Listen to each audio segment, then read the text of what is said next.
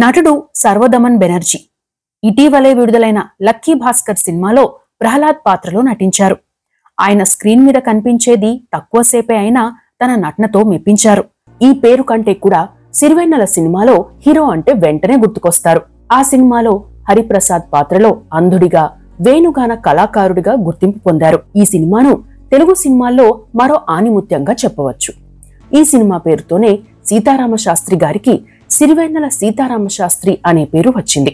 ఇక ఈ సినిమాలో హరిప్రసాద్ గా నటించిన సర్వదమన్ బెనర్జీ గారు తెలుగు ప్రేక్షకులకు ఎప్పటికీ గుర్తుండిపోయే పాత్ర చేశారు. తరువాత కొన్ని సినిమాల్లో చేసిన 1991 నుండి 2022 వరకు కనిపించలేదు. 2022లో వచ్చిన గాడ్ ఫాదర్ సినిమాలో పీకేఆర్ గా కనిపించారు. ఆయన సడన్ గా సినిమాలకు దూరం కావడానికి కారణం ఏంటి, ప్రస్తుతం ఏం చేస్తున్నారు అనే అంశాలను తెలుసుకుందాం. సర్వదమన్ బెనర్జీ పూర్తి పేరు సర్వదమన్ డి బెనర్జీ. ఉత్తరప్రదేశ్లోని ఉన్నావ్ జిల్లా మగర్వరలో 1965 మార్చ్ 14న జన్మించారు. ఈయన్ను సర్వదమన్ డి బెనర్జీ అని, ఎస్డి బెనర్జీ అని పిలుస్తారు. వీరిది పశ్చిమ బెంగాల్ అయినప్పటికీ యూపీలో స్థిరపడ్డారు. స్థానికంగానే ప్రైమరీ ఎడ్యుకేషన్ పూర్తి చేశారు. కాన్పూర్లోని సెయింట్ అసోలియస్ స్కూల్లో +2 పూర్తి చేశారు. స్కూల్లోనే స్నేహితులతో కలిసి 8mm ఫిల్మ్స్ తీసేవారు. నాటకాలు వేసేవారు. ఓ నాటకంలో బాగా పేరు వచ్చింది. పలుమార్లు అదే నాటకం వేయాలని డిమాండ్ వచ్చేది. అలా సినిమాలపై ఇంట్రెస్ట్ పెరిగింది. దీంతో పూణేలోని ఫిల్మ్ ఇన్స్టిట్యూట్ లో చేరారు. అక్కడే గ్రాడ్యుయేషన్ పూర్తి చేశారు. ఫిల్మ్ ఇన్స్టిట్యూట్ లో ఉన్న టైంలో బెంగళూరులో జరిగే ఫిల్మ్ ఫెస్టివల్ కి వెళ్లారు. అక్కడికి వచ్చిన కన్నడ భీష్ముడిగా పేరున్న డైరెక్టర్ జీవి అయ్యర్ గారు ఎస్డి బెనర్జీ గారిని చూస్తూ ఉన్నారట. అప్పటికి బెనర్జీ గారికి సిగరెట్ తాగే అలవాటు ఉంది. తాను సిగరెట్ తాగుతుంటే కోపంగా చూస్తున్నారేమో అనుకున్నారు ఎస్డి బెనర్జీ గారు. అయినప్పటికీ జీవి అయ్యర్ గారు తననే చూస్తుంటే జీవి అయ్యర్ గారిని చూసి స్మైల్ ఇచ్చి విష్ చేశారట. జీవి అయ్యర్ గారు ఎస్డి బెనర్జీ గారితో మాట్లాడుతూ, నేను ఒక సినిమా తీస్తున్నాను, నువ్వు అందులో నటిస్తున్నావు అని చెబితే తాను ఇంకా ట్రైనింగ్ తీసుకుంటున్నానని చెప్పారట ఎస్డి బెనర్జీ గారు. అయితే జీవి అయ్యర్ గారు మాట్లాడుతూ, నీ కళ్ళల్లో ఒక శక్తి ఉంది. మేం ఆదిశంకరాచార్యుల వారి కథతో సినిమా తీస్తున్నాం. ఆ సినిమాలో శంకరాచార్యుల వారి పాత్రలో నటించాలి అని చెప్పారట. దీంతో అదే విషయాన్ని తన ఇన్స్టిట్యూట్ వారికి చెప్పడంతో వారు ఓకే అన్నారు.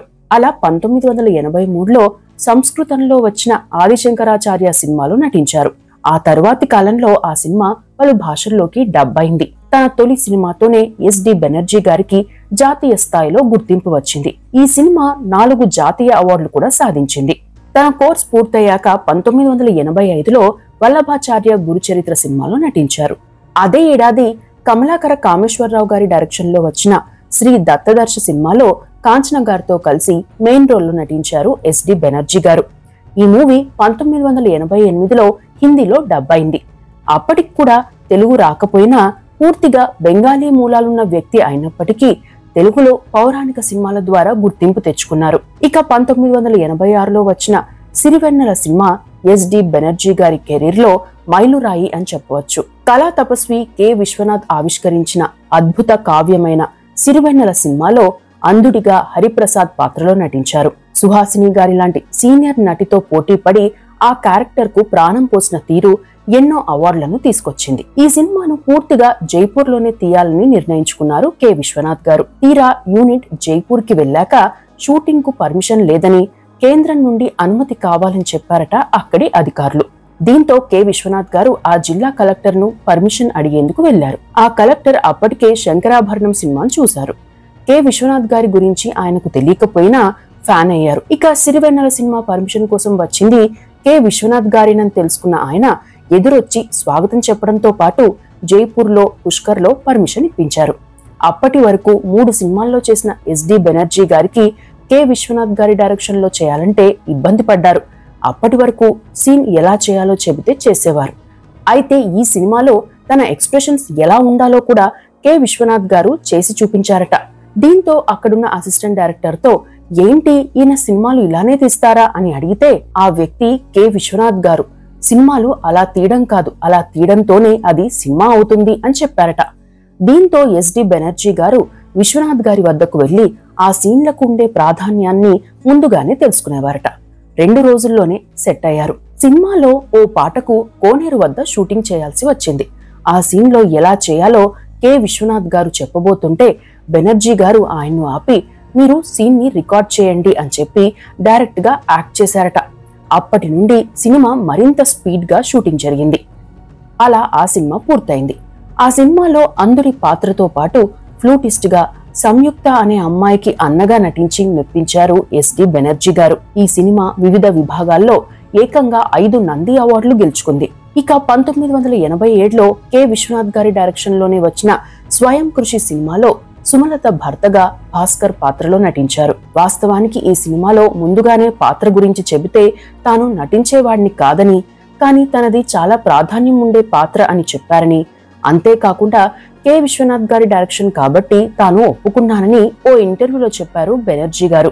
ఎస్డి బెనర్జీ గారికి గుర్తింపు వచ్చిన సినిమాలు అవేనని చెప్పవచ్చు. ఆ తరువాత ఓ ప్రేమ కథలో నటించినా పెద్దగా గుర్తింపు రాలేదు. ఆ తరువాత తెలుగు సినిమాలకు దూరమైన ఇంగ్లీష్, హిందీ భాషల్లో నటించారు. 1998లో జీవి అయ్యర్ గారి డైరెక్షన్ లో వచ్చిన స్వామి వివేకానంద ఇంగ్లీష్ మూవీలో స్వామి వివేకానంద పాత్రలో నటించారు. అప్పటికే స్పిరిచువల్ లైఫ్ గురించి తెలుసుకున్నారు. ప్రకృతితో ఎక్కువగా మమేకమయ్యేవారు. మంచి సినిమాలు వస్తే అవి చేస్తూనే రిషికేశ్ లో ఓ ఆశ్రమం పెట్టుకున్నారు. ధ్యానంపై ట్రైనింగ్ ఇచ్చేవారు. ఓ ఇంటర్వ్యూలో ఎస్డి బెనర్జీ గారు మాట్లాడుతూ, నేను సినిమాలకు దూరం కాలేదు, మంచి పాత్రలు వస్తే చేద్దాం అని అనుకున్నా. నేను ఎడిటింగ్, డైరెక్షన్, మ్యూజిక్ కూడా చేస్తాను. చాలా సినిమాల్లో ఛాన్స్ వచ్చినా ఆ పాత్రలు చేస్తే నేను ఎవరిని అవుతాను అని ప్రశ్నించుకున్నాను. అందుకే చాలా సినిమాలు ఒప్పుకోలేదు. ఇక ఆశ్రమం పెట్టాక ఇక్కడే ఉండాలనిపించి ఉండిపోయాను. దేవుడు ఇచ్చిన జీవితాన్ని ప్రశాంతంగా ఆస్వాదించడం కంటే గొప్పవరం ఏముంటుంది అని చెప్పారు. ఇక 2016లో వచ్చిన ఎంఎస్ ధోని ది అన్టోల్డ్ స్టోరీలో కోచ్ పాత్రలో నటించారు. 2022లో గాడ్ ఫాదర్ సినిమాలో చిరంజీవి గారి చొరవతో సీఎం పీకేఆర్ పాత్రలో నటించారు. సినిమాలు కాకుండా సీరియల్స్ లోనూ నటించారు. 1993లో టెలికాస్ట్ అయిన శ్రీకృష్ణలో శ్రీకృష్ణుడి పాత్రలో నటించి మెప్పించారు. ఆ పాత్రలో నటించేందుకు మొదట ఆయన ఇష్టపడలేదు, తరువాత ఒప్పుకున్నారు.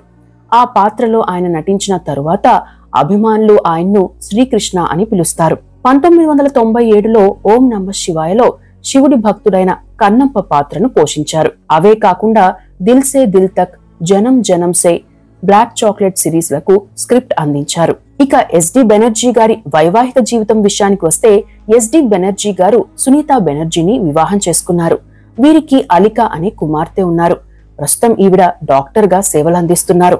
కొన్నాళ్ల క్రితం ఈ కపుల్ మ్యూచువల్ అండర్స్టాండింగ్ తో విడిపోయారు. ఆ తర్వాత ఆమె క్యాన్సర్ తో చనిపోయారు. ప్రస్తుతం ఉత్తరాఖండ్ లోని రిషికేశ్ లో పంక్ పేరుతో పిల్లల కోసం ఓ ఆశ్రమాన్ని నిర్వహిస్తున్నారు ఎస్డి బెనర్జీ గారు. దాదాపు 150 మంది పిల్లలు ఇక్కడ ఉన్నారు. ఆ ఆశ్రమంలోనే మహిళలకు స్వయం ఉపాధికి సంబంధించి శిక్షణ ఇస్తున్నారు. మెడిటేషన్ కూడా నేర్పిస్తున్నారు. మరో సామాజిక కార్యకర్త అలంకృతతో కలిసి ఉంటున్నారు. తమ బంధానికి పేరు పెట్టలేదని ఓ ఇంటర్వ్యూలో చెప్పారు. పంక్ సంస్థ నిర్వహణ బాధ్యతను అలంకృత చూసుకుంటున్నారు.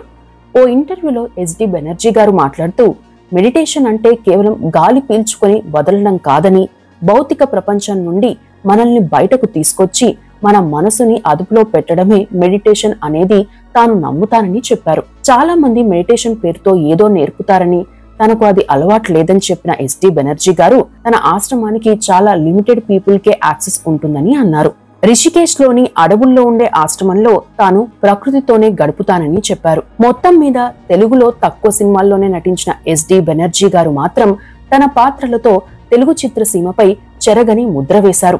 ఆయన లైఫ్ లో మరింత హ్యాపీగా ఉండాలని కోరుకుందాం. ఇవి ఎస్డి బెనర్జీ గారికి సంబంధించిన అంశాలు.